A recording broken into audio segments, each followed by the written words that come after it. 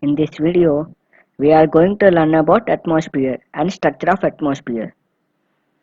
Our Earth is surrounded by the huge blanket of air is called atmosphere.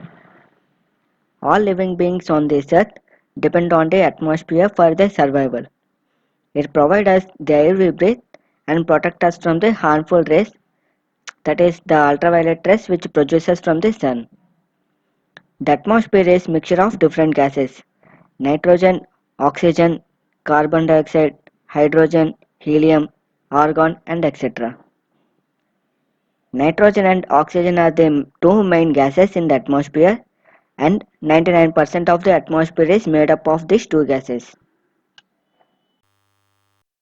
Nitrogen is the most plentiful gas in the air.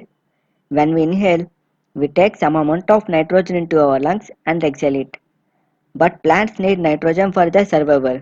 They cannot take directly from the air. Bacteria that live in the soil and roots of some plants take nitrogen from the air and change its form so that the plants can use it. Oxygen is the second most plentiful gas in the air. Humans and animals take oxygen from the air as they breathe.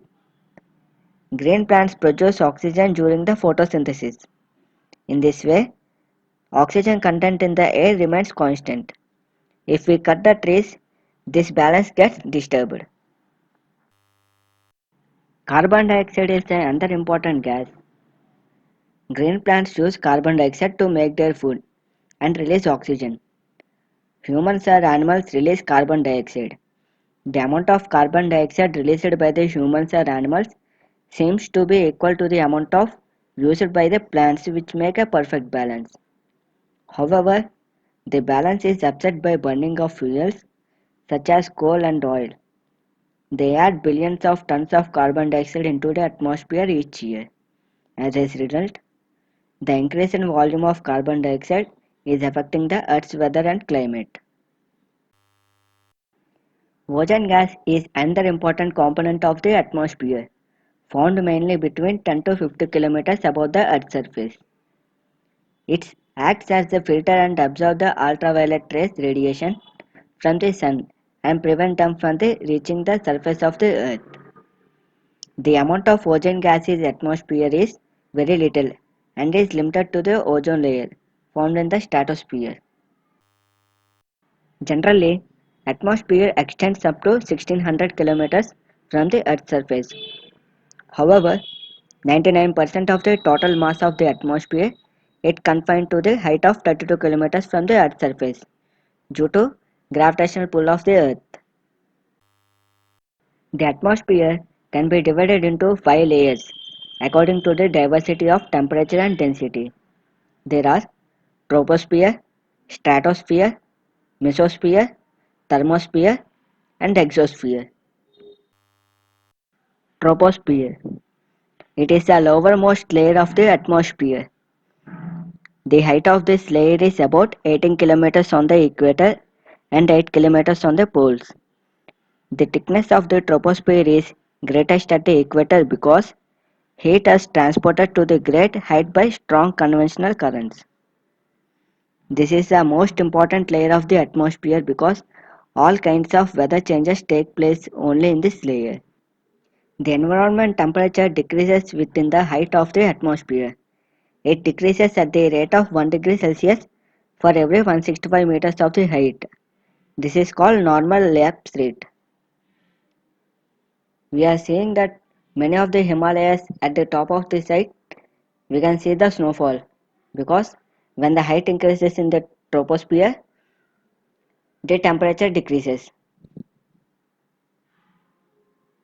The height at which the temperature stops decreasing is called tropopause. Here the temperature may be at low as minus 58 degrees Celsius. Stratosphere. This is the second layer of the atmosphere. It extends from the tropopause to about 50 kilometers. The temperature increases to the absorption of ultraviolet radiation of the sun by ozone present in this layer. The temperature slowly increases to 4 degrees Celsius. This layer is free from clouds and associated weather phenomena. Hence, it provides ideal flying conditions for large jet planes. At about 50 kilometers, the temperature begins to fall again. This marks the end of the stratosphere.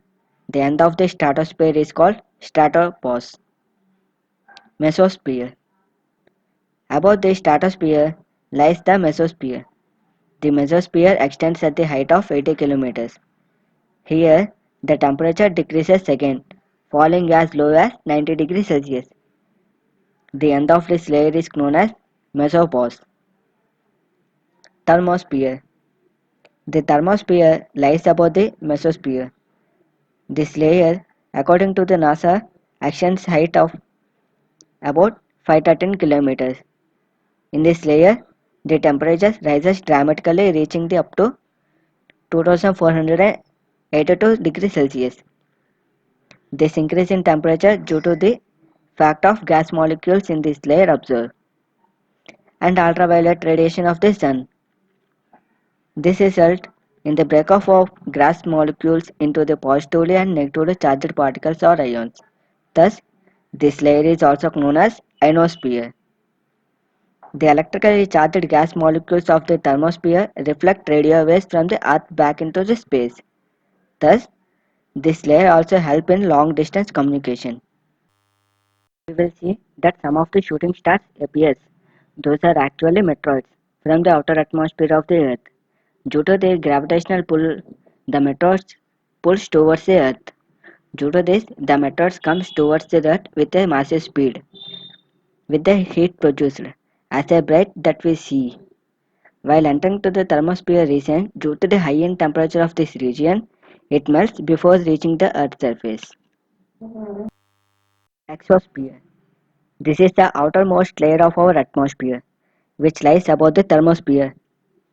The exosphere extends beyond the thermosphere up to 960 kilometers. It gradually merges with the interplanetary space. The temperature in this layer ranges from 300 degrees Celsius to 1600 degrees Celsius. This layer contains only trace of gases like oxygen, nitrogen, argon and etc. Because there is a lack of gravitational force, therefore the density of air is very less here and allows gas molecules to escape easily into the space. If you found this video is informative, do share, like and subscribe. Thank you for watching. Have a nice day.